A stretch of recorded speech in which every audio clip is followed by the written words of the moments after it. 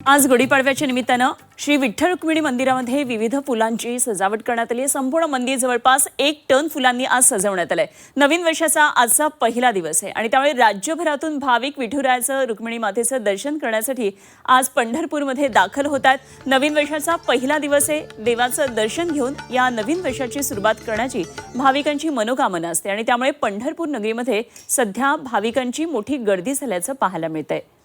एरवी वारकऱ्यांनी दुमदुमलेली पंढरी नगरी आज सर्वसामान्य नागरिक सुद्धा पोहोचलेत। नवीन वर्षाची सुरुवात ही देवदर्शनानं व्हावी अशी प्रत्येकाचीच इच्छा असते आणि त्यामुळे आज पंढरपूर नगरी गजबजलेली आहे। आज सकाळपासून पंढरपूरमध्ये भाविकांची मोठी गर्दी झाली आहे आणि आज विठुरायाचं मंदिर, रुक्मिणी मातेचं मंदिर हे विविध फुलांनी सुंदर असं सजवण्यात आलेलं आहे आणि त्याचीच ही दृश्य आपण पाहतोय। गुढीपाडव्यानिमित्तानं आज राज्यभरातून भाविक पंढरीमध्ये दाखल होतात, विठू चरणी आपली मनोकामना व्यक्त करतात आणि हे संपूर्ण वर्ष सुख समृद्धीचं, आनंदाचं, हर्षभरीत जावं अशा इच्छा व्यक्त करतात।